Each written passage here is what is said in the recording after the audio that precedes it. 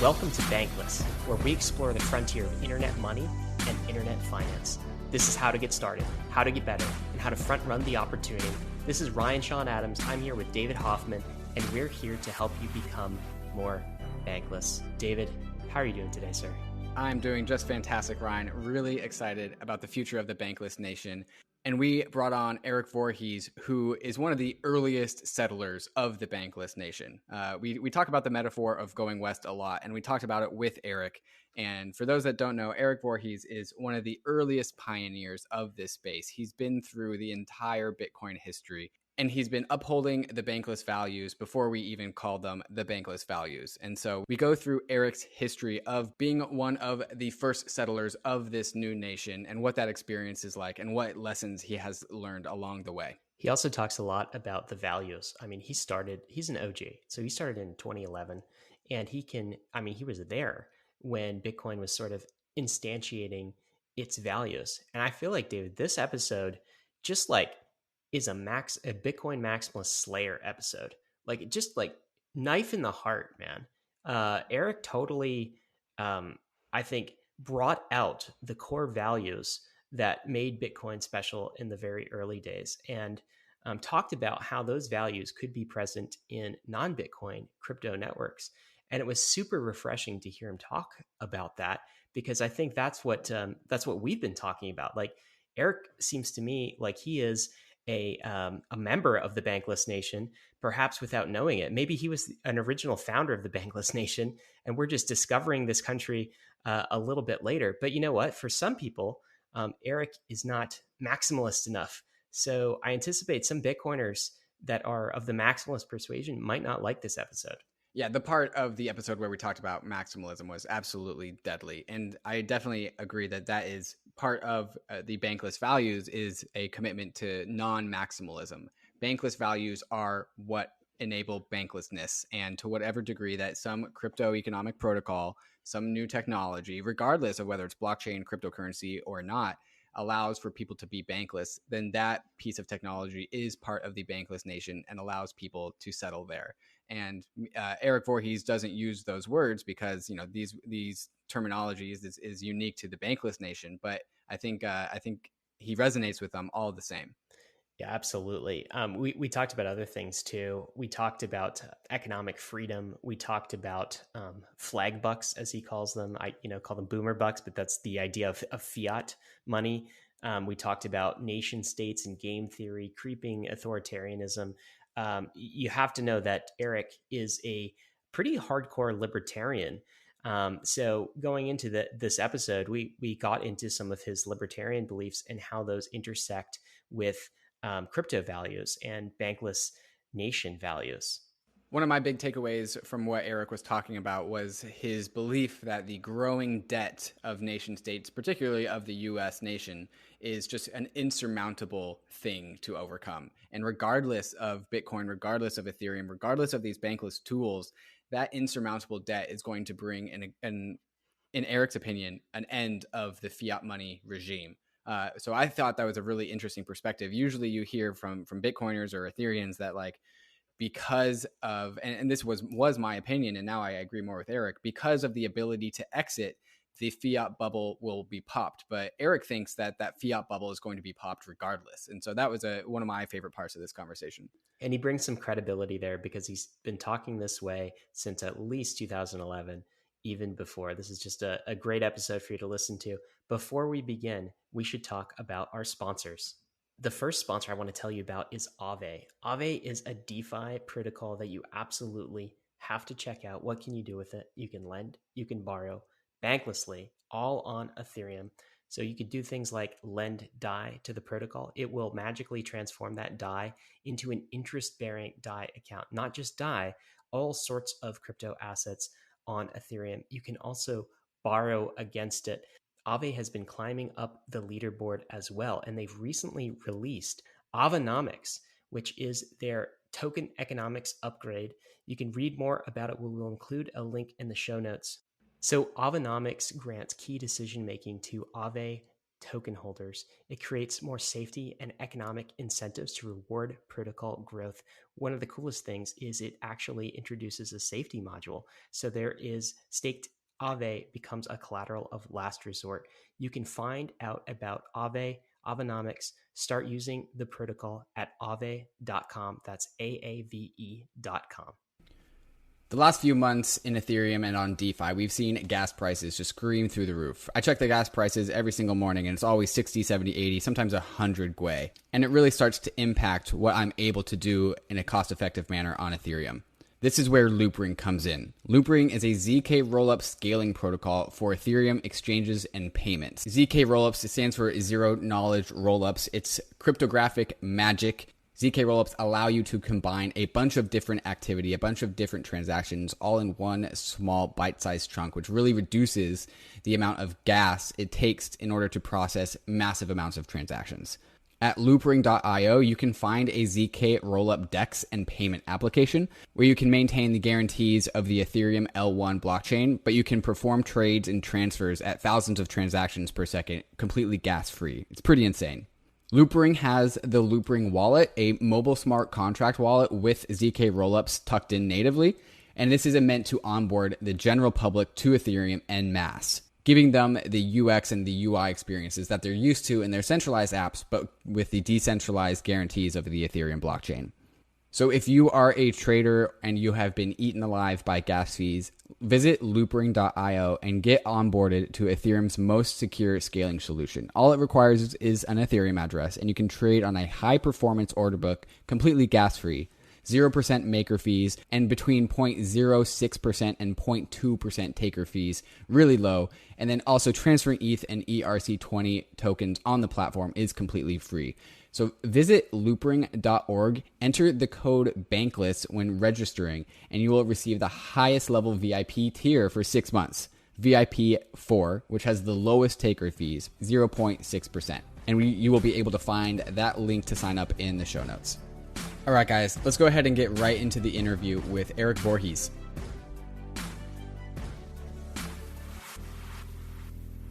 Bankless Nation, we are so excited to bring on Erik Voorhees.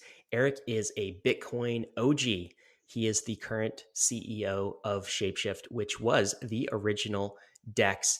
He has a strong libertarian bent, which I hope we get into, and like us, is a believer in the separation of money and state. Erik, welcome to the Bankless Nation. Thank you for having me on.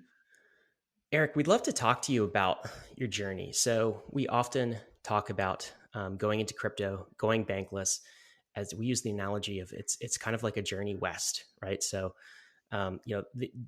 in America, it's sort of like the Oregon Trail.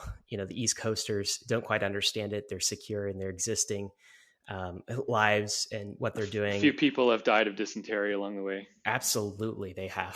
So for many of us, it's kind of a journey, for fortune, for opportunity, for freedom, for a better world. What's the why crypto for you, Erik? And has that answer always been the same? Is it same now as when you started? Yeah, it's definitely the same as when I started. The why is essentially because I see this as the most powerful and potent tool for people to escape the grasp of government and to hopefully stem that tide to some degree. Ever since I've gotten into this stuff, I have felt detached in a nice way from the follies of governments. And before crypto, I felt very much trapped in that. I cared so much about what the Federal Reserve was doing or what the government was doing or politics or politicians. I cared a lot about it because I felt trapped inside of that case. And post crypto, I feel that I am, not entirely, but to a large degree, free from it. My money is not trapped or is not a tool of that organization, and it's so empowering. I love that analogy of the West. I very much that very much appeals to me. I grew up in Colorado, and there's always just been something about like that desire of pioneering out into the unknown and just doing it on your own accord that has appealed to me. And so crypto is is all that and more. And I've just been so proud to see it grow and to see it achieving some of the potential that we all hoped it would. So it's freedom for you then, Eric, is a big one. Like what are those values? What are the values instantiated in the social contract of crypto? The values instantiated in code to you? Is it mostly freedom? Are there other values as well? Yeah, if I'm to reduce it to one word, that word has to be permissionless. With crypto, you don't need to ask anyone to receive it or send it. And any two people can trade value now across the world instantly, and nobody can stop that. The most powerful government in the world can't stop a Bitcoin transaction. They often won't even know that it's occurring, and that's just that's just so cool. And it's available to everyone. It's not just something that is, you know, a tool for people in the US or in one country or another. It's not a tool for the rich. It's a tool for every single human person on earth. And they can learn about it in 30 minutes and be using it immediately. And that's just incredible. Eric, we like we've been discussing, it's a journey westward into the bankless world. But I think even before Ryan coined the term bankless, or even before we developed the concept of a bankless nation, that journey westward existed all of the same, right? And I see you as one of the people that paved the way westward almost before anyone else. So how has this journey been for you? Going and hacking through the jungle before there was actually a trail to follow must have been difficult. Can you kind of just describe what that journey has been like? Yeah. Well, so I got involved in Bitcoin in May of 2011.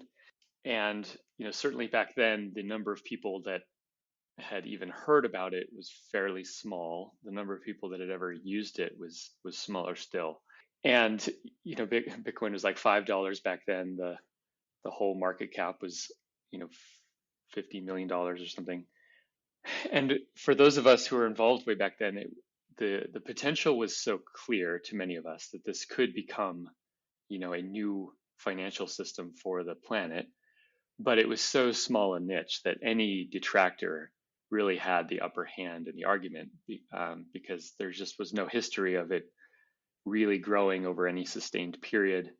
And so I think a lot of us had to just ignore the fact that we were probably delusional, just trying to be objective about it. We were probably delusional and probably wrong, because something so extremely new and powerful probably will not succeed. That's just kind of statistical outcome there, and yet it has. And so the potential that we hoped has come to pass. It's this hundreds of billions of dollars in value now. It's lasted more than a decade, and as we at this point, most people, at least in the U.S., have heard of it for sure. Millions of people own it.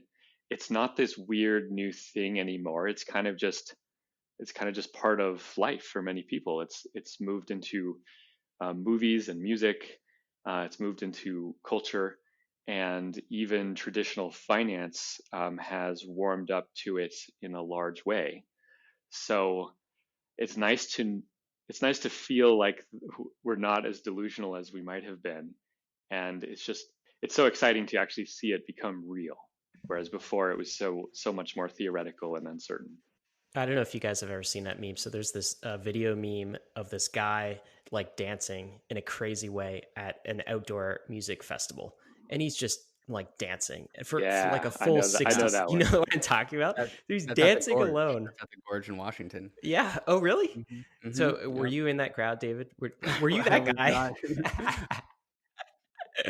Wow. Okay.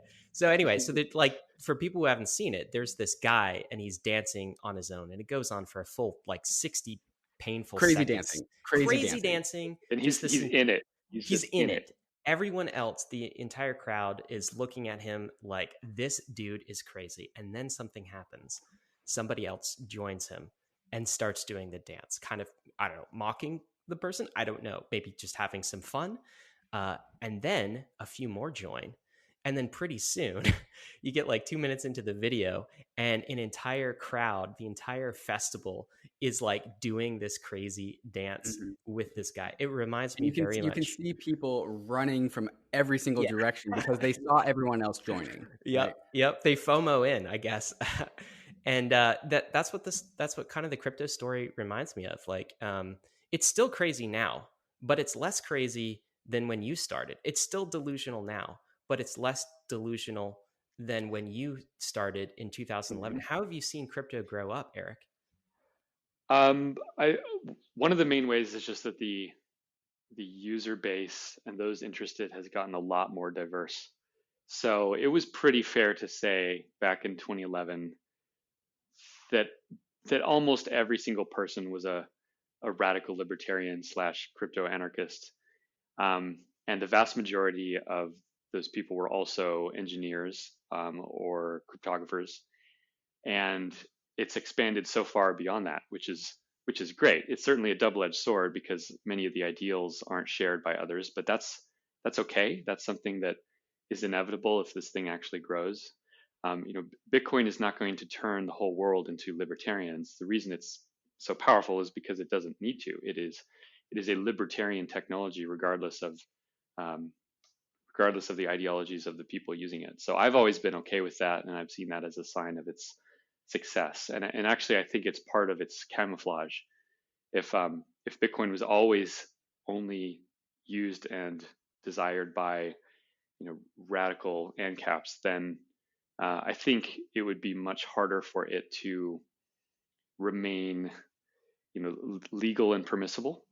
But when quote unquote respectable normies are into it, then it's able to expand much more into the society. So I think that's a really important attribute. That's been one big difference. The other big difference, of course, is the diversity and decentralization of the project on the technical level. So, and I'm talking here about all the different blockchains and all the different projects and tokens and concepts that have come out. I see it very much as this branching tree where Bitcoin was this trunk that grew out of the ground, and it was watered and nurtured, and as it grew, people started growing branches in other directions, and that's part of the same decentralization of Bitcoin when it started. It's all part of that same theme. And so at this point, there's no way that I can keep up with all the projects, and I'm in this every day. So it's just so much more diverse in its people and in the technology and in the directions that it's trying to go. It's not just a money anymore. It's an entire financial system, filling into every crevasse that people can think of. So the nice thing about all of this is that self-sovereignty is embedded in the core social contract and in the code. This is an Austrian money system, and every time a new bank adopts it to issue a stable coin, to do something with it, to settle a transaction, even those banks ultimately make the system stronger.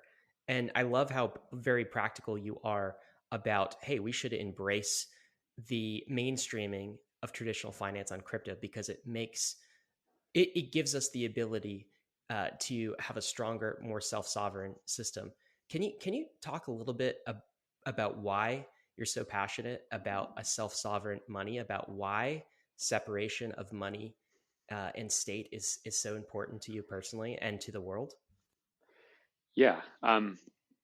So I think money is so fundamental to human life and activity that for it to be tied to a nation or to a government um, is is just really dangerous. Imagine if like mathematics was controlled by the Federal Reserve, or if language itself had some overseeing administrator that declared what rules of language existed and what words could develop and what couldn't. Imagine if there was a ministry of thought that would make sure people only thought the right things and would get in trouble if they thought the wrong things. These are these are like fundamental cultural primitives, and they they need to transcend national boundaries. They need to transcend borders, and for money that's never really been the case. I mean, it's certainly back when precious metals were primarily the money, that was true to some degree, but you couldn't transfer that stuff across distance, and the markets were so fragmented and local back then that it didn't really matter that much. But now that so much trade happens across the world, Bitcoin really allows this concept of borderless communication in the realm of money to exist. And I think while people today might not see why that's important, after they've gotten used to it, they will recoil in horror at the thought that there was ever a period in time in which people's money was reliant on the boundaries of one nation. So money is supposed to be this organic thing, right? And I think this is kind of a nebulous thought, but what is the free market is largely natural. It is nature. Like the free market is a manifestation of nature. And when you say that the nation state or a government or the Federal Reserve has like this top-down coercive capturing of this thing that is supposed to be organic, in my mind, I see that there's a timer on that. There's a limited amount of time where you can control nature before nature will figure out a way to slip through the cracks and then end up controlling you, right? There's no controlling nature. And this is why always Bitcoiners chant the name or chant the phrase, the separation of money and state, because state is something engineered and serves a purpose. And so does money, but money is something organic. And this gets into a conversation of like why organic money is so necessary is because you can't control nature. And money, Austrian money, is basically a statement that money should be organic. And if you don't allow money to be organic, it will blow up in your face in the future. And so I think this aligns with like why we want self-sovereignty when it comes to our money, is because having self-sovereign money means that we are using money in its natural state in a way that we can depend on over the long term. Do you resonate with that thought? Totally. The metaphor of nature is really a good one. I think an important principle to convey in this point is that when you're engineering things, the smaller and simpler the system, the more feasible it is to engineer it. And the larger and more complicated the system, the less feasible it is to engineer it. And the great problem of strong centralized government is that they do not appreciate this fact, and they try to engineer massively complex things like markets and societies. And so, certainly a person or a group of people can engineer and design and control something that is relatively small. Certainly the government could create a small park and decide where every plant and blade of grass goes. And if it's small, it could probably even look nice. They could probably do a good job of that. But imagine the government trying to design nature itself, the complexity of the oceans and the atmospheres and the meadows and the animals and the bacterias. Just the immense complexity can't be engineered because humans aren't able to do that in any proper form. Money and economies are of that level of complexity. And so you can't have it be designed, because you'll design something that will break. It will become fragile. It will not be able to adapt. And Bitcoin really just takes that power away from central planners and allows a flourishing in an open and spontaneous market. So the concept of the bankless nation, and I know earlier you hit on the fact that maybe a nation isn't the best organizational scheme, but what we refer to when we call the bankless nation is something a little different. And I think the core values of the bankless nation does respect the role of nature in these systems, right? So the bankless nation is what we call kind of just the collection of tools that the crypto world has provided, Bitcoin, largely Bitcoin and Ethereum, but then also mainly all the protocols on Ethereum, which also represent like sort of manifestations of nature. Like all the different protocols on Ethereum are inside like the same free market environment, and they represent their own little organisms, their own little plants. And so, yep. And it's so messy. What do you mean by that? It's messy. It's not. there's so much noise in the industry and in the ecosystem. There's so much um, waste. There's so much failure, and this is evidence of an organic system that is iterative and adaptive. And so when you look into crypto and you see all these projects rising and falling and Mm-hmm. succeeding or scamming or doing something fully new and unique, that noise is a really good indication that you have something organic that is going to flourish over time. But for some people, that's really scary, and they want to control that. Yeah, that's a really interesting metaphor. I think what you're saying is that the nature produces everything, and not everything is meant to live. And so the bad things will ultimately die, and the good things will be left behind. Is that where you were going with that? Yeah, it's similar to the concept of creative destruction, and it's just so prevalent in crypto. And to me, that's a sign of its success and the life that it has within it. And to some people, they see that as this this horrifying situation in which they need to step in Mm-hmm. and regulate and control it. So it's a very different kind of viewpoint. Right. And so like what gets me so excited about the growth of this bankless nation is it is the first organic nation. It is the first nation that kind of created itself, bootstrapped itself through organic processes. And so I mean that's why I'm here, and I think that's why you're. Well, would you say the internet is not that? I would say the internet is that. Yeah. I would include that there. And Yeah. so it's a crucial tool to, well, so when the internet first came about, there was this, I can't remember what it's called, but it was that like Declaration of Independence of Cyberspace. I think that's the name. And that was very similar to like the Declaration of Independence of the United States, but instead of a nation state opting out of like a monarchy, it is the people of the world who have access to the internet, which is now like almost everyone, declaring independence into this self-sovereign realm, which is cyberspace. And I think now that the crypto economic future has more or less arrived, Bitcoin and Ethereum, now we have this self-sovereignty of money and finance that also exists on this self-sovereign cyberspace domain. Yeah. Yeah. Unfortunately, the people who want to control behaviors they don't recognize it, and they will not permit that power to be taken from them. And so really the only way to do it is to create a system that can't be controlled. It can't be usurped. And Bitcoin did that. You can argue that certain encryption protocols have done that for communication as well.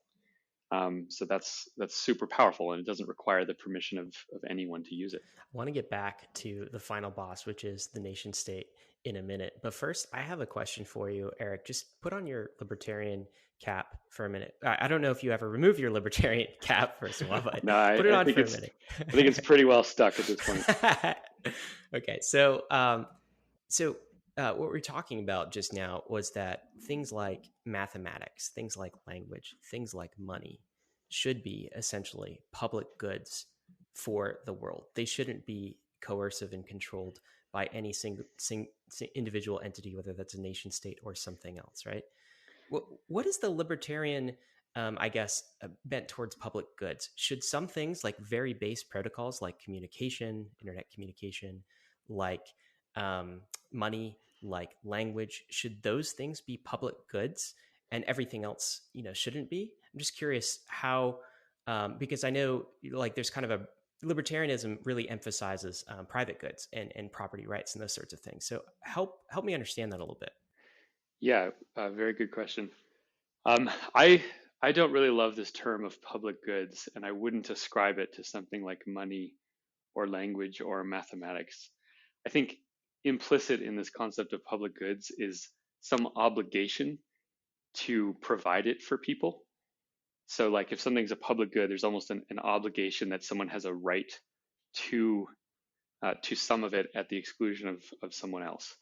I think when you're talking about language, mathematics, money, it is an explicitly private thing. But what's different is that anyone has access to it, but no one has an obligation to provide it, right? So no one has an obligation to teach you mathematics. Nobody has an obligation to teach you language. No one has an obligation to give you money. And yet you can use all these things, and they are not non-exclusive as well. When you're getting wealthy, it does not mean that you're taking that from someone else.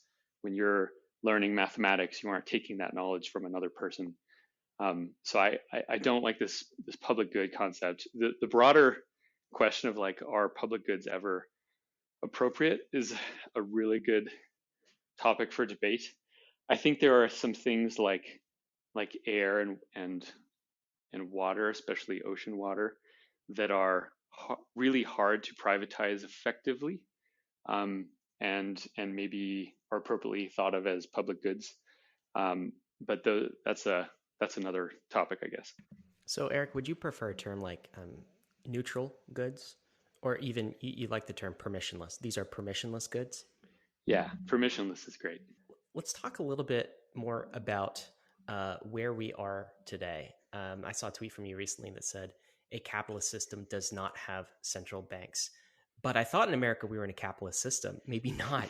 Let's talk about that. Also, you've used this term, which I really like, flag bucks, to describe, I think, all fiat systems, right? Fiat monies like US dollars or euros, that sort of thing.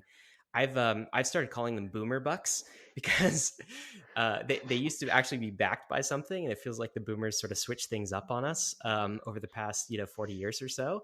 But I also like the term flag bucks.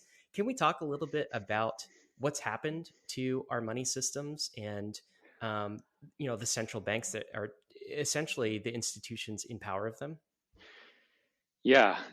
So something that I was pretty blind to, and I've called myself a libertarian ever since early college, but something I was pretty blind to was that money, in particular the U.S. dollar, is not a result of capitalism or a feature of capitalism. It's actually quite antithetical to capitalism. I just never even thought of the dollar being, good or bad in that way. And when I started learning about, the Austrian economists and started learning about the nature of money, I realized that was not only a problem, but like that was one of the biggest problems, and was one of the biggest blemishes on this notion that America is a capitalist economy. I don't think you can call yourself a capitalist economy when the most important good in that whole economy is centrally planned. That just seems kind of like a silly claim. And so many people in the Western world, they appreciate the folly of central planning, and they think of like the Soviet Union not being able to produce enough shoes, and they feel in their own mind like, yeah, of course you don't centrally plan something so important as shoes, and yet they tolerate the central planning of something even more important than shoes. Money is far more important than shoes, and yet it is centrally planned. And money, properly understood, is just a good. It is just one of the many goods that people are trading and bartering for. It happens to be the good that people trade the most for, and for that reason, it is the one that is most important to not be centrally planned. This is a fairly, I think this is a point that almost no one in the U.S. would agree with, that the U.S. is not capitalist because of the dollar. But I think once you have a perspective of how money actually works and how it should and does emerge from an open market, and that anything that is a form of money that's imposed on a market rather than from a market is antithetical to this concept of capitalism. So I think my answer to the question, why do we tolerate this in the US, is that it benefits the rich, and the rich are the people that care. And I think there's a lack of education in the US, especially in like perhaps the 99%, about how this works or why this is important. And so I think the reason why we tolerate this is that the people that should care aren't educated about it, and the people that it benefits just leave it alone because it benefits them. Is that your impression as well? No, I actually disagree. I think most of the quote unquote elites, or the super wealthy, or those who have positions of great political power, I think most of them are uneducated about this. I think most of them do not understand how markets work. Most of them do not understand how money emerges from a market. And they don't support the dollar because it benefits them as rich people. Maybe it does, but I think they support it primarily for the same reason that poor people support it, which is that they look to government to solve their problems. and they look to government to administer important parts of their life. And they think that you need this central entity to handle things that are important, like healthcare or education or money. These things are all so important that, of course, someone needs to be in charge of that. I think that's why primarily they support fiat dollars, but that's only those who have even thought about it for a moment, whereas most people never think about the nature of money at all. But Eric, so isn't that sort of inevitable? Like, this is a very quick shortcut of how fiat became fiat, but it's, back to what you're saying. It was a combination of the people, like not wanting bank runs and being terrified of the volatility and the market crashes and this sort of risk. So they turned to a centralized body to say, come help us, come save us, right? And so, the bankers get together, they form a plan that evolves into the Federal Reserve, and now we have a central bank. Isn't this just human nature? Like, we panic, we don't like volatility, we're fearful, so we look to a higher authority to come bail us out when things get tough. Yeah, unfortunately, it is human nature, and I don't know if that can change. I hope it can. I hope we're living in a period of history where sentiments and beliefs in what the appropriate role of government can change, but maybe it can't. And thank goodness Bitcoin is permissionless, because I don't need people to vote on whether I can use it or not. Otherwise, I would forever be in a minority that never won out. So now we're living in a very bizarre time, maybe since 2008 when it started. I guess it's been bizarre, but especially now, we're getting ready to print another $1 trillion. Basically, add to the deficit. Yesterday, Goldman Sachs came out and said, buy gold. They said, this is a quote, "We have real concerns around the longevity of the US dollar as a reserve currency. Those concerns have started to emerge." And they think gold will appreciate 20%. Like, for a major bank to say that, is this a shakeup? Are the boomer bucks, the flag bucks, are they starting to collapse? Is this the beginning of the end? First, I think it's important whenever there's a large organization to not assume that the organization is some kind of monolith. So, like, Goldman Sachs is obviously this massive organization, lots of people there, probably many people with different opinions. And so I saw what you're talking about yesterday, and it's certainly meaningful that Goldman Sachs would put that out. But they may also be putting out a message, from some other analysts saying something quite different. So I don't know that we can read too much into it from Goldman as an institution. But yeah, it's definitely a big deal, and a lot of people will see that as a signal. One might ask why Goldman wasn't saying people should buy gold, 2 years ago when it was $1,300, and why they wait until it's at its all-time highs to recommend it. But still, yeah, I think it's important. The nature of money is becoming part of the public discourse increasingly, which is really good. The term fiat currency, like in 2008, was not ever used. That term was something that you'd find in a textbook by Rothbard, but it was not something that you'd hear anyone on CNBC say. And now that term comes up quite often, sometimes in the context of people speaking about Bitcoin, but sometimes people will just refer to it as fiat, which is such a huge change, because by categorizing it as fiat, they're implicitly acknowledging that it's money of a certain type. And when you think about money as having certain types, it leads you to the thought process that maybe some types are better than others, and you can get into that discussion, which is really healthy. So yeah, it's good to see this stuff changing slowly. Is it the beginning of the end for fiat? Certainly, anyone who reads Zero Hedge has thought that's true every day for the last 12 years. Yeah. So yeah, I'm one who does believe that fiat will go away. I think it will definitely happen within 20 years and maybe within 5 or 10. So I think the writing is on the wall for this silly superstition of fiat, but timing is pretty hard.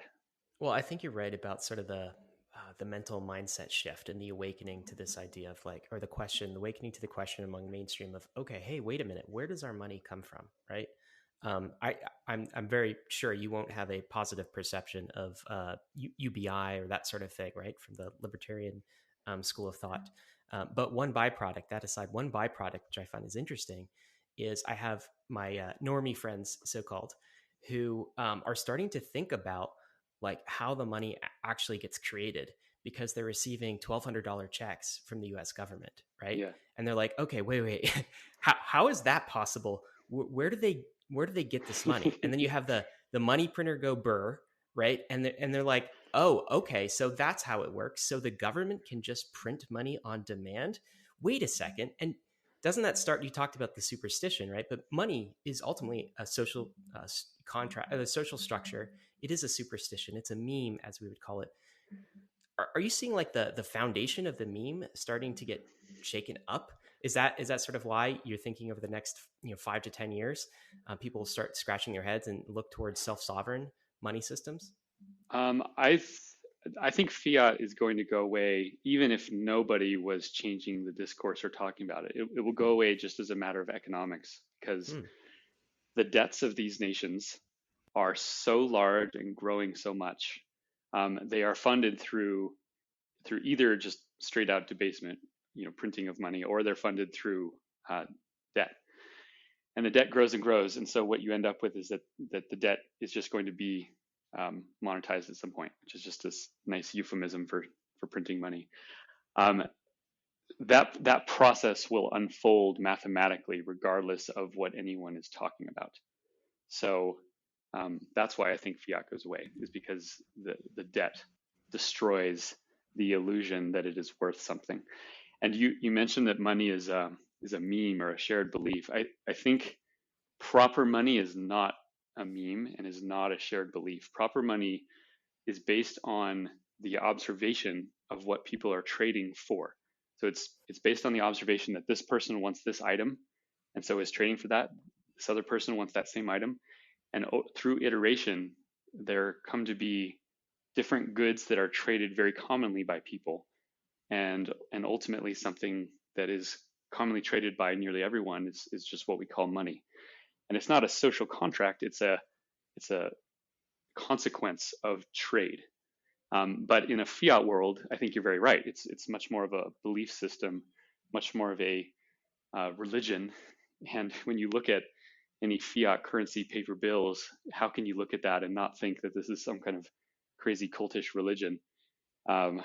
It's so obviously just based on symbolism that should give people pause. But when you grow up accepting it, it's just kind of normal. One other thing I found interesting about the Goldman report was that they mentioned gold, right? Clearly, non-sovereign store of value, bullish on gold, right? They didn't mention Bitcoin. They didn't mention Ether. You're bullish on all three. Why is crypto better than gold? I don't want to rehash a whole Peter Schiff conversation, but is like crypto the gold for millennials? So I am bullish on gold. I own gold, and I think that much of why I quickly understood the value of Bitcoin was because I understood the value of gold. I understood why it became money and why it was a good money. And Bitcoin had many of the same attributes and some extra ones that gold didn't have. So I think they're really good complements. Bitcoin does not have 5,000 years of history, and that's worth something. That doesn't make gold better, but it is something. Like that stability over millennia is a huge value that Bitcoin is not going to usurp anytime soon. But certainly gold has a lot of disadvantages that Bitcoin gets rid of entirely. The ability to send it anywhere instantly at nearly zero cost is huge. You can't cross a border with $10 million of gold. You'll probably end up in jail. And you can do that so easily with Bitcoin. You don't even have to. Bitcoin doesn't even have to be on you when you're crossing that border. That portability of it is so powerful. So I think they have different enough attributes that it's good to have some of both. And certainly anyone, as I've told people since I got involved, everyone needs to realize how experimental Bitcoin and these other cryptos still are. They become more established every day, but they're still experiments. There could still be some horrible 0-day bug. There could be some horrible thing that destroys the encryption or the mining algorithms. I don't think that will happen, but it could. People just need to realize that that is an ever-present risk with crypto systems. That is not at all a risk with gold. So both are good. Both emerge from markets, and I think they have nice complements to each other. But I take it you're more bullish on the crypto aspect, at least from a price appreciation perspective. Totally, yeah. I mean, Okay. if you're gonna speculate on one or another, no question that the potential gains on crypto are just 1 or 2 orders of magnitude higher than gold. But that's true on the downside as well. That volatility, Right.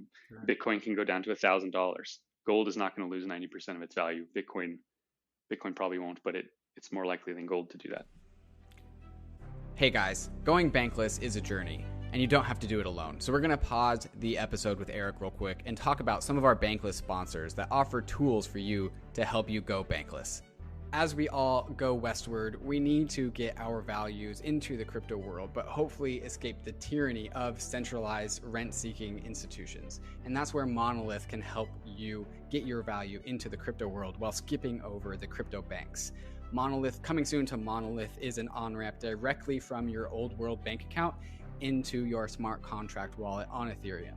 And for those that don't know, Monolith also has a DeFi card, which uses DAI in your smart contract wallet, but on the Visa network. So you can go to your grocery store, swipe your DeFi card, pay for your groceries like a normal person, and still be part of the crypto bankless, crypto economic future that we are all excited about. So you can get your value from your bank account directly into your crypto Visa card without having to go through any crypto bank intermediary, which is just absolutely fantastic. In order to get started, go to monolith.xyz and get your bankless Visa card today. I want to tell you about another bankless tool that I personally use. It's fantastic. This one is for our US listeners. It's called Rocket Dollar. So if you have an IRA or a 401k, the problem is it's jailed inside of your brokerage. So your Fidelity account, your Schwab account, that means you don't have good access to crypto. The only crypto that you can buy is in a trust form, and it's marked up like 5x, 6x, 8x the price. You're getting ripped off. So what you need to do is break your retirement account out of jail, set up something called a self-directed IRA or a self-directed 401k. We've written articles about this that we'll include in the show notes. Rocket Dollar takes care of all of the pain in getting set up. They help you with the paperwork. You can break your retirement account out of jail and also use the Bankless code to get $50 off. So make sure you use that code Bankless when you sign up on rocketdollar.com to get $50 off.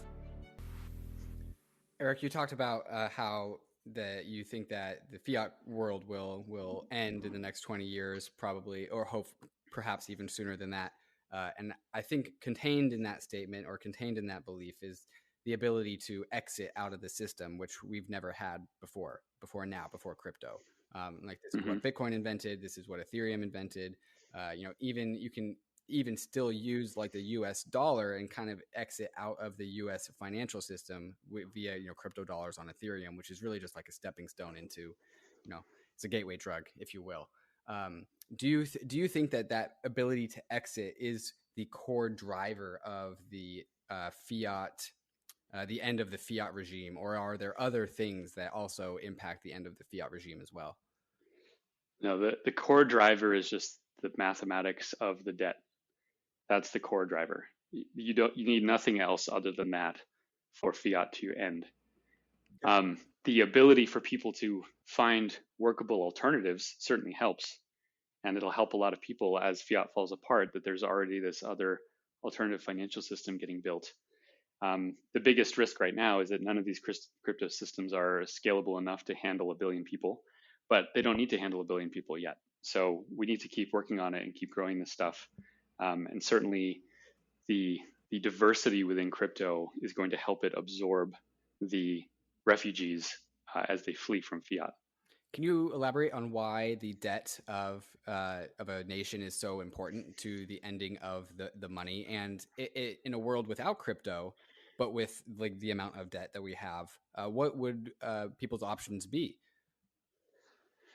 Yeah, so U.S. government has something like $24 trillion of debt right now, and that's 10 years ago, that started going up by $1 trillion a year, which was crazy.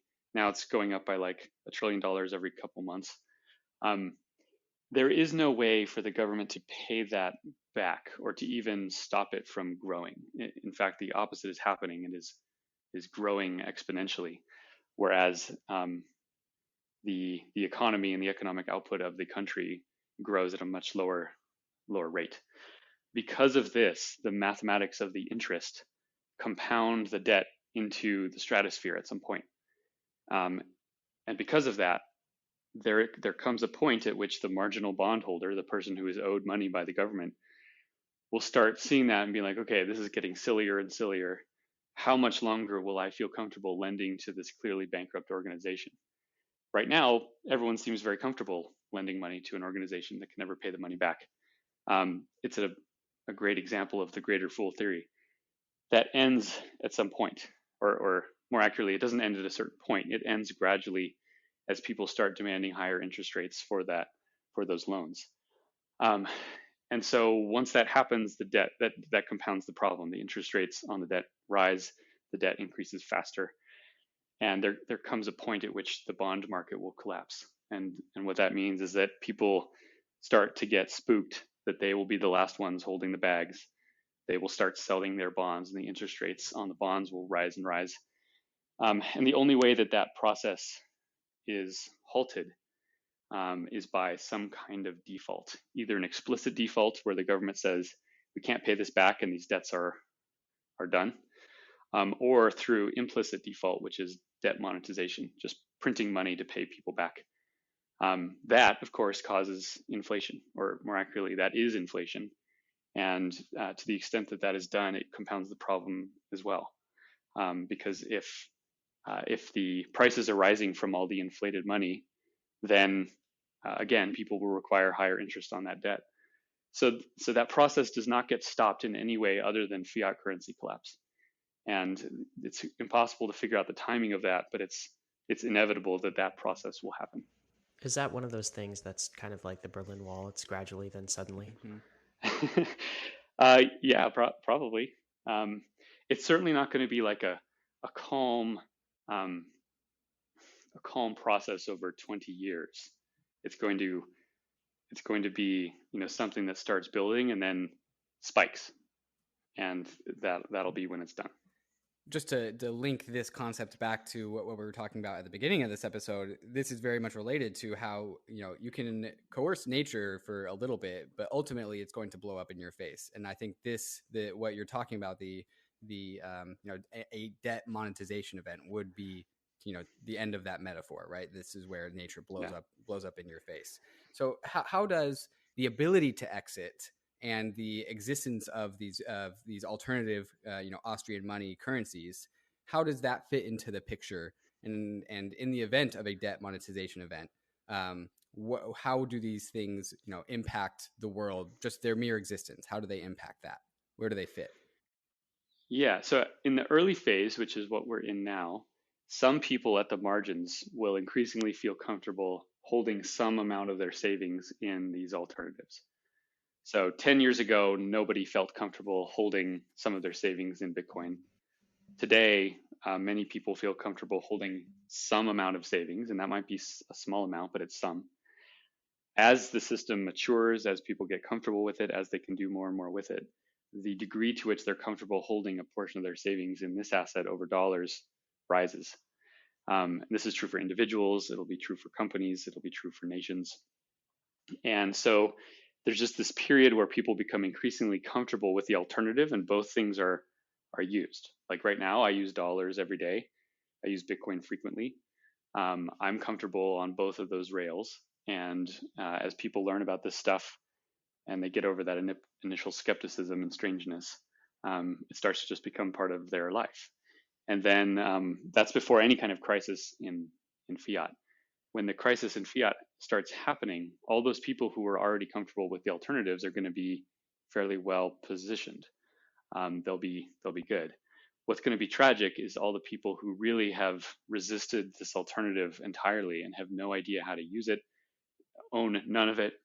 And when they start scrambling for any alternative that they can get their hands on, the prices are going to be so crazy and wild that they're going to get totally destroyed. And that's a horrible tragedy. There's no way to stop that. But that's why you don't want to be the last person holding debt on an organization that is $24 trillion in the hole. So, Erik, this conversation about nation states and this move to non-sovereign currency does make an assumption, though. Let's maybe get into what that assumption is. So, recently there has been I would say, a creeping authoritarianism that has crept into our nation states, and you'd probably argue that's been going on for a long time, right? Mm-hmm. But we're seeing things in Hong Kong, for instance. I recently read an article that was talking about if you are in Hong Kong and in social media back in 2014, you said something about supporting pro-democracy Hong Kong, then banks, Western banks, Credit Suisse, HSBC, UBS, are actively freezing accounts on behalf of the Chinese government. We've got the Uyghurs in China. We've got the Patriot Act in the US, lest we think our Western democracies are immune from this. We've got China launching a nation state digital currency. How long until the US eliminates cash and implements its own digital currency, giving them the power to freeze accounts, reverse transactions, right? So the government... Yeah, they already have that power. The dollar is already a digital currency. And exactly, right? So they could flex it. I guess the question is, this was a question that Ben Hunt from Epsilon Theory sort of brought up, right, when we were talking about this with him, is he doesn't think we can beat the final boss. He thinks that's the hill that we're going to die on, because money is so powerful for nation state actors that they won't give us an opportunity. It's like FDR saying holding gold is illegal back in the 1930s. Is there a path to beating the final boss here, Erik, or are we sort of doomed from the outset? Great question. This was something that we loved to debate about in 2011, 2012 on the Bitcoin forums. Wow. Like to what degree would the government try to ban all this, and to what degree would they be effective in doing that? Fortunately, they have been much less hostile to crypto than I feared they would be. There are a number of reasons why I think that's occurred, but so can we beat the final boss? I mean, beating the final boss in this case can be done by any person who simply stops or marginally avoids dollars over time. If you move out of that asset and into crypto assets, you avoid that. Now, the government does not have the resources, nor even the political willpower to go into everyone's house and torture them into giving over their keys. They cannot do that. What they can do is apply substantial pressure to companies that are involved in this industry, both in the US and abroad, and force them into compliance with whatever diktats they want to throw at them. They already do this. And if you get into that final boss stage, if crypto is wholesale, banned or made illegal, I think there would be a period of serious volatility. Crypto prices could drop by 90%. Who knows? Maybe they would go up. I don't know. But they could never take the crypto away from people.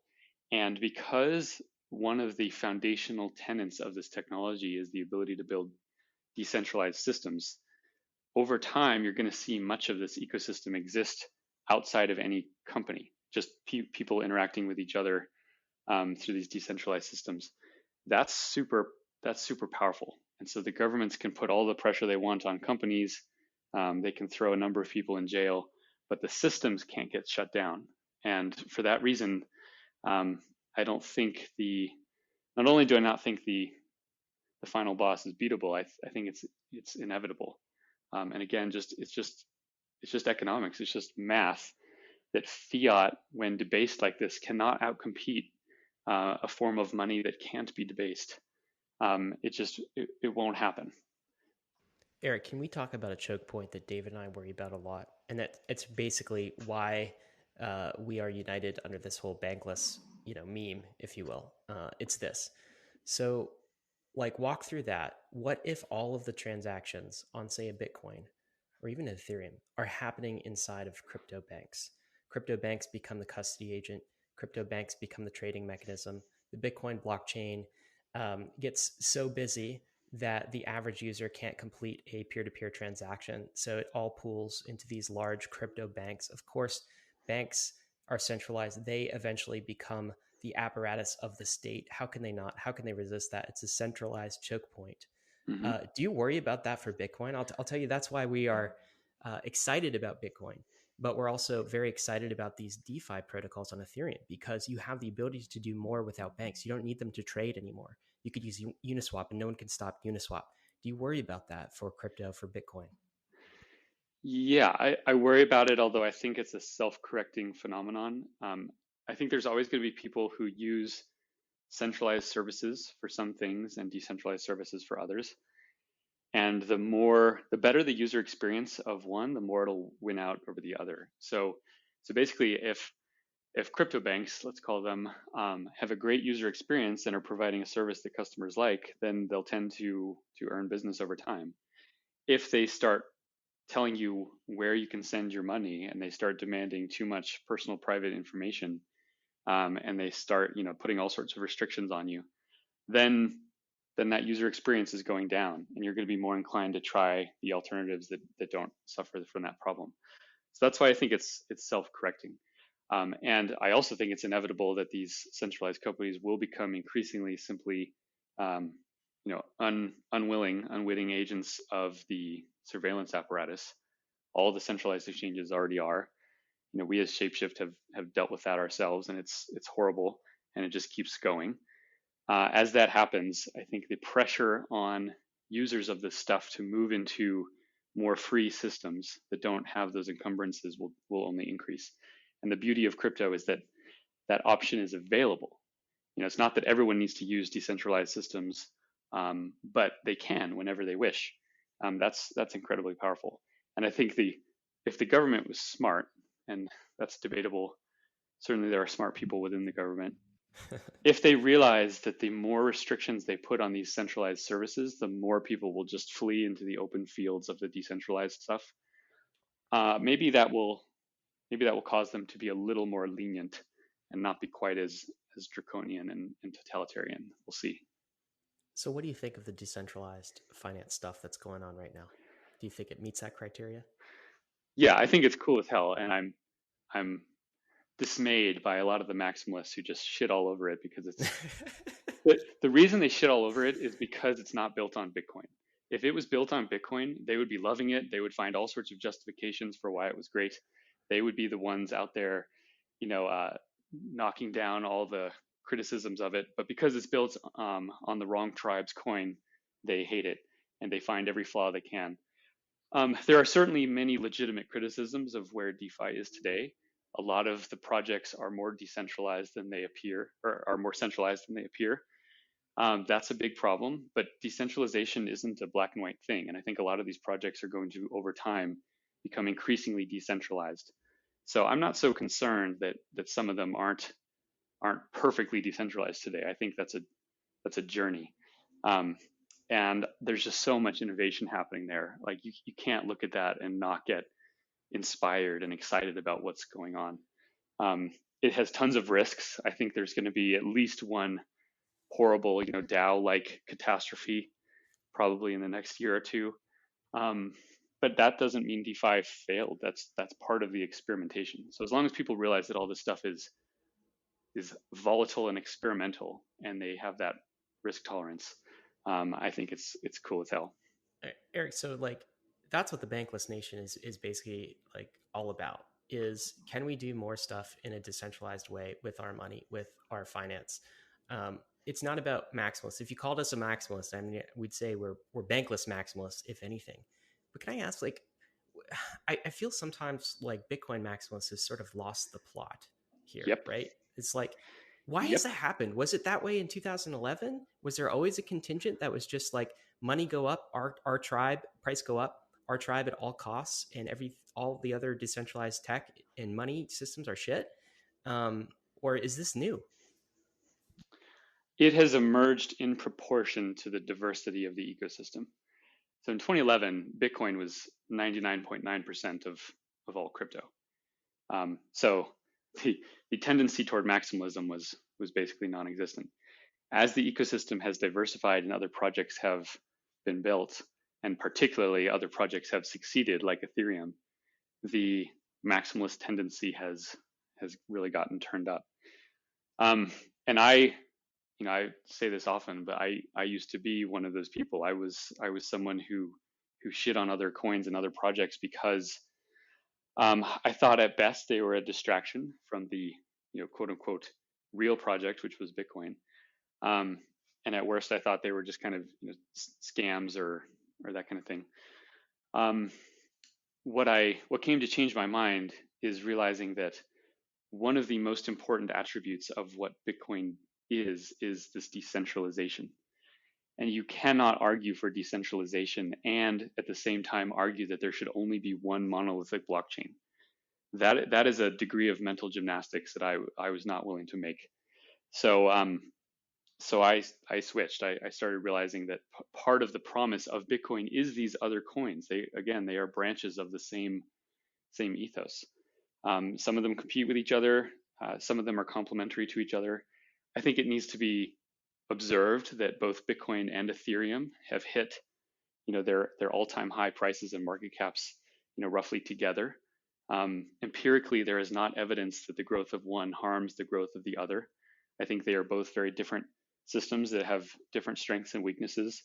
I own both. I'm bullish on both, and I think Bitcoin is stronger because Ethereum exists, and I think Ethereum is stronger because Bitcoin exists. So I don't really know how to solve the maximalist issue,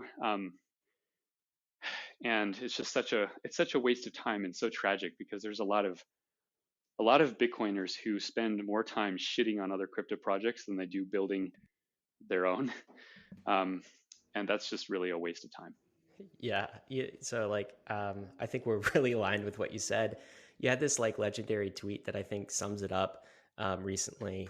You said in reality there are four categories. Number one, there's Bitcoin. Number two, there's Ethereum. Number three, there's other valuable coins. And number four, yes, there are shit coins. That's number four. Yeah. Um, I think some people take what you just said and what we think, and they say that because we're not Bitcoin maximalists or single coin maximalists, that somehow we're coin relativists, and we think that like Tron or XRP are suitable global financial systems for the Right. world.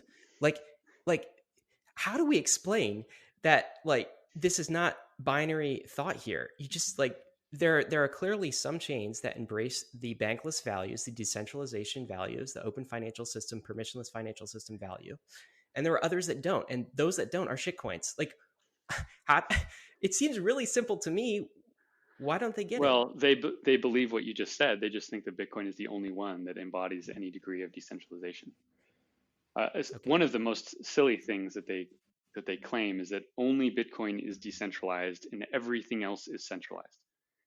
That binary thinking is it's so obviously wrong because nothing is perfectly decentralized. It's a degree thing, right? Like Ethereum today is very likely more decentralized than Bitcoin was several years ago.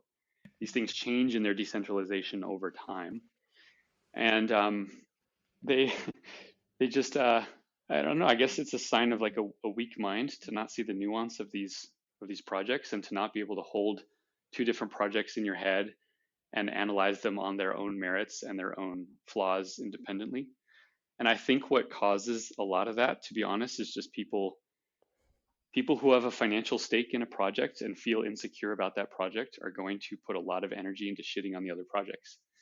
And I'll admit that I felt a little bit of that back when I was a maximalist. I owned a bunch of Bitcoin, and I did not like the fact that other people were building these other chains and that they were growing in value.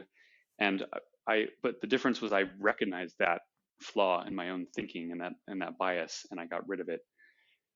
Some people haven't been willing to do that.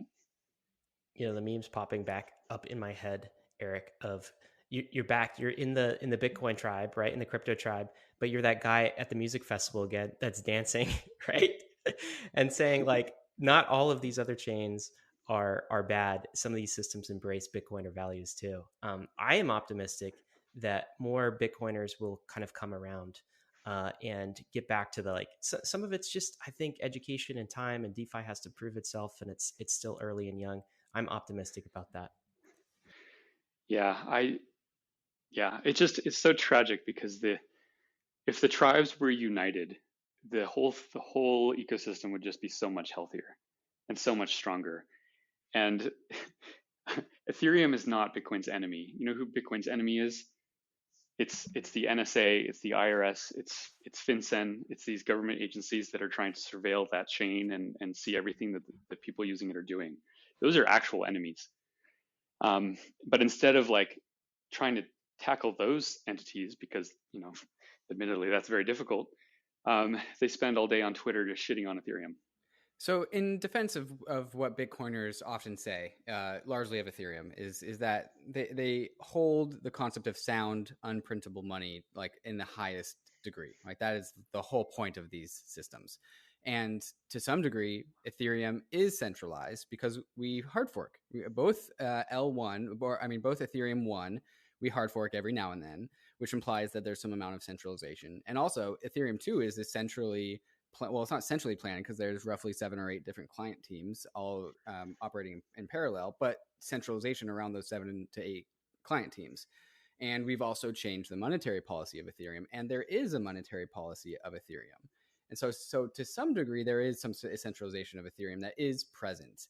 And largely, I do think that there is some weight to the sound money meme, where unprintable sound money is like the future, what we really want, the gold standard, not actually talking about like the gold, the element, but just like the top tier standard that we're looking for.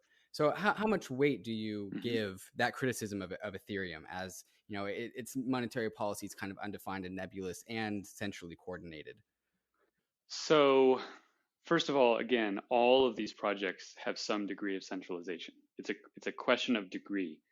And anyone who wants to start debating about the points of these degrees, that's a fair topic of discussion to say, where are the areas in which Ethereum is too centralized, or how can we make it more decentralized in these areas? That's a great discussion. That same discussion is relevant to Bitcoin. There are things about Bitcoin that are more decentralized than would be ideal.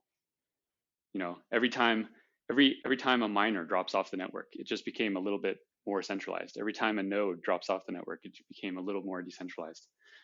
The core development itself is relatively centralized.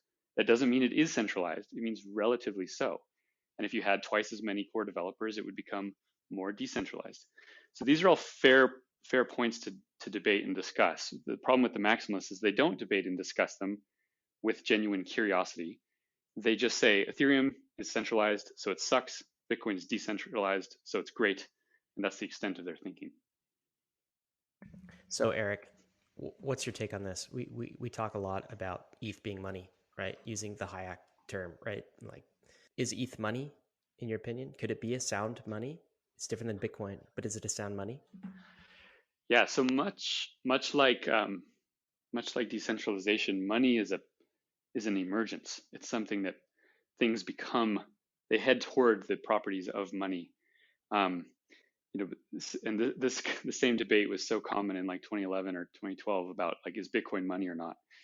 And again, it's not a binary thing. If you're using it as money, if you're using it as a medium of exchange, then it's money for you. You're using it as money, and the people you're trading with are using it as money. Many people don't use Bitcoin for money. Many people don't use Ethereum for money, but both of them have the attributes that make them good money.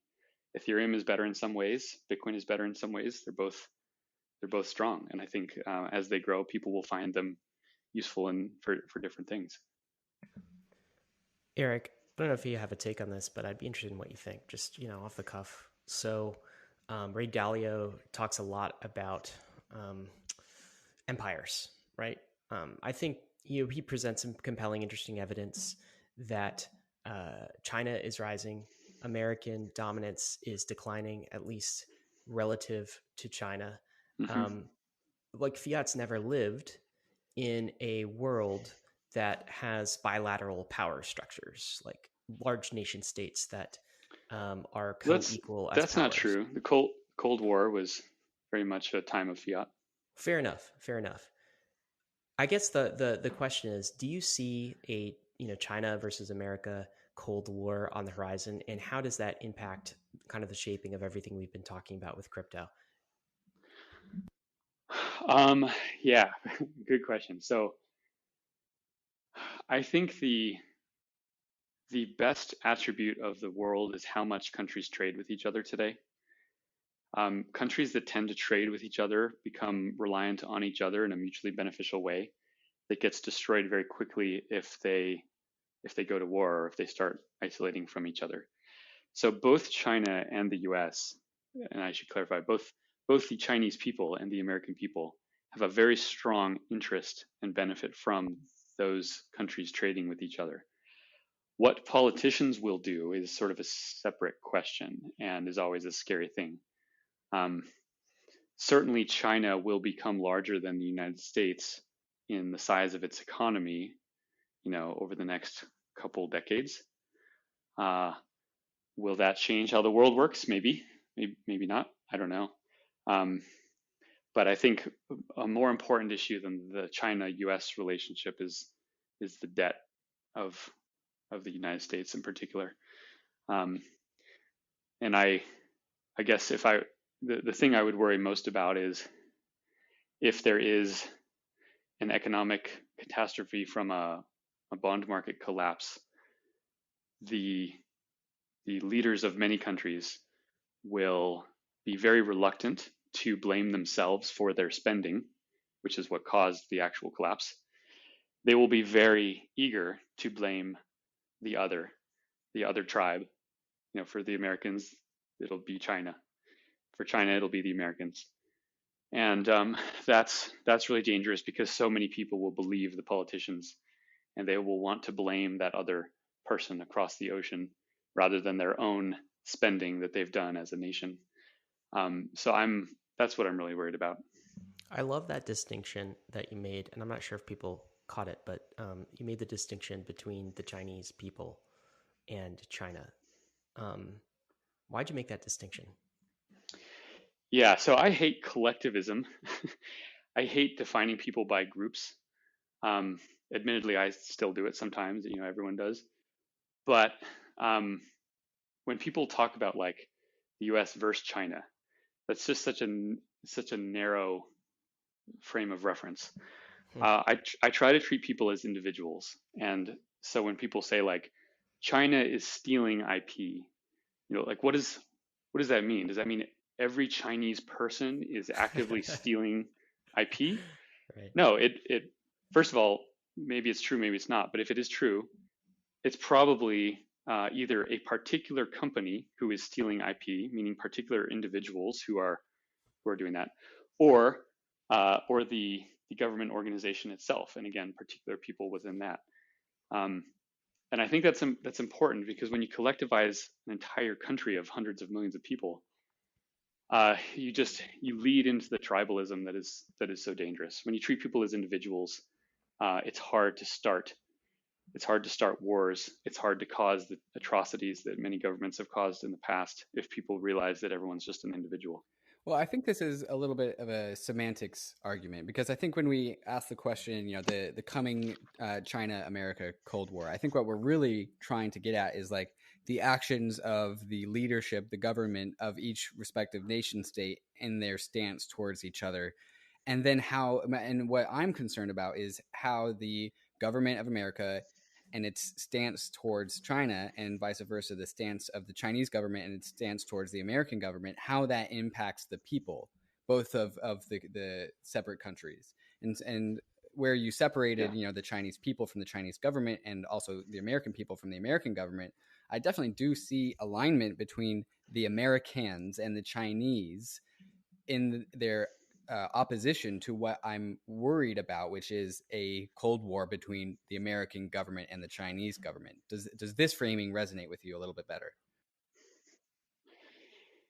Yeah, it's just too easy to collectivize people into a whole group. Like a billion Chinese people are all individuals. They disagree with each other on things. You know, there are people ranging from, the best people in the world to the worst scum in the world, and same in the United States. And to get into the habit of treating people as individuals and trying to not group them together is, I think, a good just mental process that people should be trying to achieve.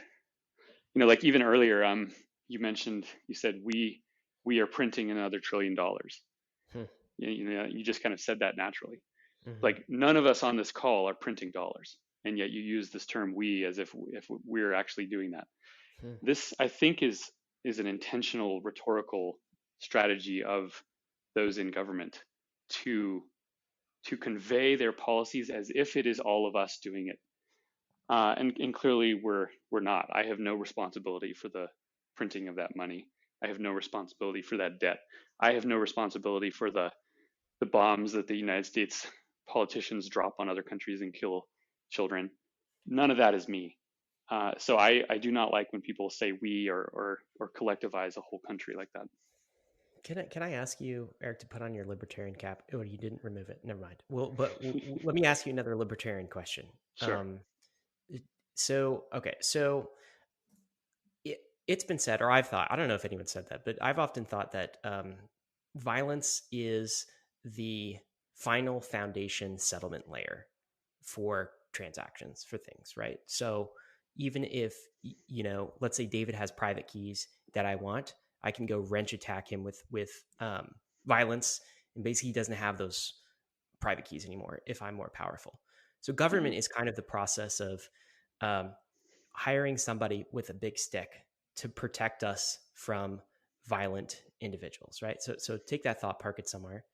Mm-hmm. What happens if you've got two governments, politicians at war, and one group of governments or politicians has a set of classical liberal values? They embody, classical libertarianism, freedoms, the sorts of things that are supposed to be preserved in the American Constitution. Yet the other one does not. Do we not need to hire a group with a big stick to protect us against the opposing set of politicians from another powerful country who would seek to take those liberties away from us? Does that question make sense? Yeah. Certainly that's the justification for much of why government exists, is because you need a strong protector. And if all that government ever did was protect people from violence, then I don't think I'd be a libertarian. I think that sounds fine to me. That would be such a smaller government, such a more narrow government than what actually goes on, where I don't think many people actually believe the government will protect them from violence. I think the government will often clean up the mess if there is a violent act. They'll file the paperwork. Some of the people they might throw in jail if they're being violent. Some of that goes on. Very rarely do they prevent violence. And much more often, they are actually the instigators of the violence. So throughout the 20th century, tens of millions of people were killed by governments. Tens of millions. And those numbers are so big that people just don't comprehend it. And yet they see like a shooting where someone kills like 3 other people on the street. They look at that in horror and they're like, "Oh, government needs more power to make guns illegal," for example, because they have no sense of proportionality of the damage and the mass murder and destruction that governments weigh down. I think the absolute power corrupting absolutely concept is really important here, and there's no libertarian has any perfect solution to anything, but perfection is not the standard that we should be striving for. We should simply realize that violence and coercion are really dangerous and bad, and we should do what we can to structure society in a way that will minimize how much violence and coercion gets used. And centralizing it all in these massive organizations that can buy nuclear weapons and battleships and cause the most crazy destruction that anyone could ever imagine is maybe not the right way to do that. So that's, I think, unfortunately, a minority viewpoint. Most people really desire a big, strong government to protect them, and I don't know how to solve that. So I resonate with so much of what you're saying about libertarian thinking personally, but I do have this one kind of struggle I think with it.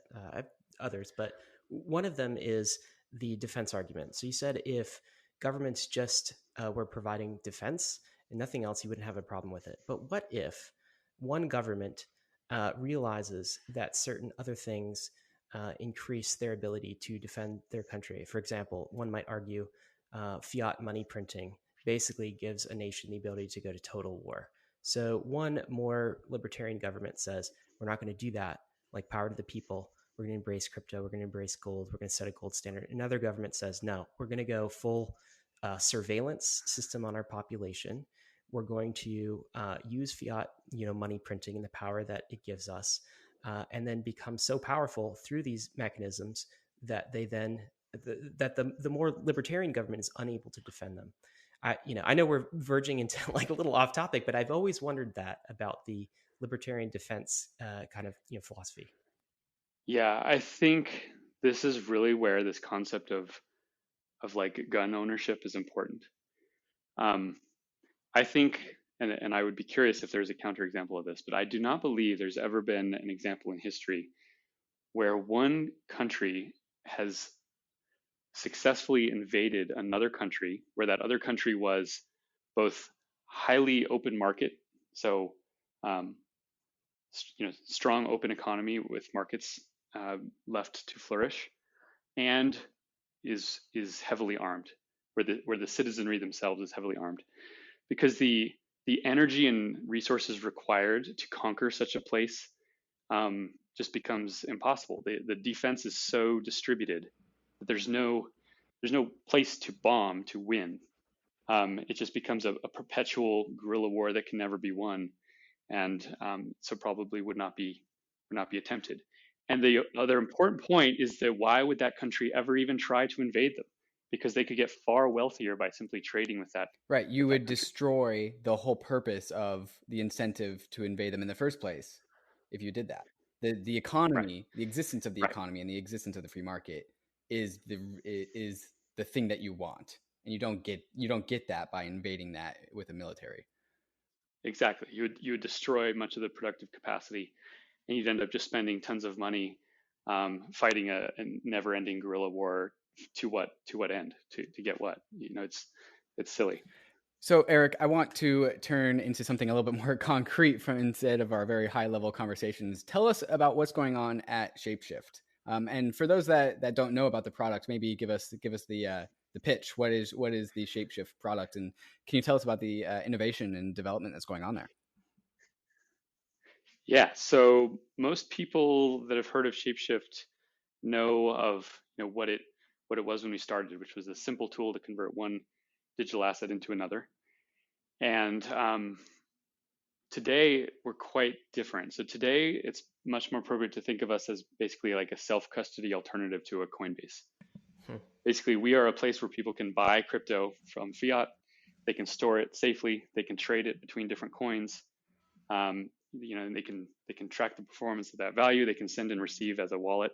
Kind of all those base functionality things that you can get with Coinbase, Shapeshift has, but in a self-custody model where you always control your keys. We think that that's super important, and it's harder to do a UX in a good way like that, but we think that's an important challenge, and so that's what Shapeshift does. So yeah, if anyone hasn't tried Shapeshift in the last couple of years, I'd recommend just trying it out. We just released our app last week, our mobile app. It's beautiful, by the way. Fantastic. Thanks. Yeah. Thanks. Yeah, I love it. It's been really fun to build it, and we have some pretty cool plans with it in the future. But yeah, it's really a great way to get started. It can be your normal crypto spending wallet. It supports multiple chains, integrated trading at extremely good exchange rates within that app. And very soon it's integrated into the shapeshift.com platform as well. We also acquired Portis back in March, And for those of you in the Ethereum world, Portis is a pretty big deal. It's essentially a Web3 provider. It's basically a way to log into dApps with the same funds using just an email and a password. And so you can access your money, at various different dApps and interact with them. So we are continuing to integrate Portis into our system. So in the very near future, you'll be able to use the same, the app that you log in on your mobile phone will have the same money that you can use with dApps throughout the ecosystem. They'll all be under one self-custody account. Unlike many other competitors, Shapeshift is not Ethereum and ERC20 only. So you can have Bitcoin, you can have other popular blockchains in there. And so that's really what we're working on, is really making that user experience great and always maintaining a fidelity to the self-custody model. One thing about the crypto world I'm really bullish on is just the removal of email and password. So this acquisition of Portis makes me particularly bullish. Can you kind of go into the details about how Portis removes email and password from the equation? So Portis does not remove email and password from the equation. Pardon me. It is an email and password login. So in other words, like when people are comfortable with Coinbase, it's because you have this simple, email and password concept that everyone's familiar with, and you log in and all your stuff's in there and you can use it. And Portis allows that to be done in a self-custody way. So that's what we're making happen. So my impression is with Portis, you can basically use like your Gmail email address, and it can be one-click access. Basically, you don't have to worry about a 12 to 24 word recovery phrase. It sort of takes care of that for you, still in a self-custody type way. Yeah, and to use that across different applications. So one email and password is the same funds on your phone, on a web browser to the shapeshift.com platform, and on all these different dApps. And to be able to go from like fiat into Bitcoin seamlessly, and then seamlessly into Ethereum or DAI, and then into these different dApps, all just in one place. That's the vision. That's great. And would you use the term DEX for this, or do you think like decentralized exchange means something else? So people have often called Shapeshift a DEX, and it has some of the attributes of a DEX. So it's self-custody, like a DEX is, but Shapeshift is a centralized company. So we're not decentralized, but people are holding their own funds. So when someone's doing a trade through Shapeshift, what's happening is their asset, call it Ethereum, is sent to us, and we send them another asset like Bitcoin from our own wallet, kind of right away. So they're trading directly with Shapeshift, and Shapeshift behind the scenes is aggregating all the liquidity of these various things at different exchanges. So a user can just go from one asset to another seamlessly with a high degree of liquidity and at a really good price. Yeah. So the Bankless thing about this, of course, is it's non-custodial. You guys don't hold the private keys, right? We were talking so much about decentralization being a spectrum. This is a nice place on that spectrum where you get a lot of the user experience of what we're used to on the web with, single click email access to sign on. Plus, you're not giving up custody of your funds. You're keeping that entirely bankless. You own the private keys. Yeah. We want to make self-custody as easy and friendly as custody services, because I think that's really when you get, popular adoption. They won't take a self-custody position on their own, even if they understand why it's valuable, because they just want things to be easy. So we have to make self-custody as easy for these people as a normal custodial model, and we're getting there. I think once the Portis login is unified across our services, people are going to see what we've really been working on, and they're going to realize like how powerful that is. Erik, it's been such a pleasure to have you. Final question for you, just because it feels like we're entering a new era, possibly. Do you think we are entering the next bull cycle for crypto right now? Hell yeah. I definitely do. Love it. Absolutely. I definitely do. What's it going to be like? I mean, you've been through all of the cycles, I think. It's 2011. What's this one going to be like? 3 or 4 of them. I don't know. Each one's crazier than the last. And so, I think just because price predictions are always fun, just because I'm almost always wrong. I think ETH is over 1,000 by Christmas. I think Bitcoin is over 20,000 by Christmas. And where these rallies take both of those coins, I don't know, but probably 5 to 10x the prior peaks kind of thing. And the cycle will repeat. It's a speculative mania, and you have to be careful with it. You can't lose your head in the up or the down or the volatility in between. And ultimately, it's much better to just hold long term and try not to worry about it too much. But certainly, these huge bubbles bring in an immense amount of interest and new people that want to build things. And for every speculator that just wants to make a quick buck, there's often someone who might start that way, and then they figure out that, oh, there's an entire revolution going on, and I'm going to stick around and see what this does. That's how many people get involved. So I think these cycles are healthy for the industry, and they're always fun. People just need to keep their heads about them. Erik, fantastic. David, I think we've got our sound clip to talk and advertise this episode right there. Erik, thank you for being bold with all of your statements today, even making price predictions just for the hell of it. Yeah, and I guarantee they'll be wrong. So. Yeah, of course. But you know what? Order of magnitude, right? We give some grace there. It's okay to be wrong. Absolutely. Thank you on behalf of the Bankless Nation, Erik. Some action items for you guys. One thing you need to do is try out Shapeshift on mobile. It's non-custodial. It's the original non-custodial crypto exchange. The UX on mobile is absolutely awesome. You can do more than ERC20s on it. It's fantastic. We'll include a link in our show notes. Also, David, we are at 79 on 5-star reviews. Man, are we going to make it to 100? I have this goal of 100 5-star reviews by the end of August. What do you think? And everyone knows that the 5-star reviews on the Bankless podcast is directly correlated to the crypto prices. So if you really want Erik's predictions of Bitcoin and Ether to come true, you gotta give those 5-star reviews. That's how we get the Bankless gospel into the ears of more people. And so if you are trying to build the Bankless Nation alongside us, the easiest and most simple thing you can do right now is pull out your phone or wherever you listen to your podcast and give us those 5-star reviews. Absolutely. Guys, risks and disclaimers. Bitcoin is risky. ETH is risky. Crypto is risky. So is DeFi. This is not financial advice. You could lose what you put in, but we are headed west. This is the frontier. It's not for everyone, but we are glad you are with us. This has been Bankless, episode 24.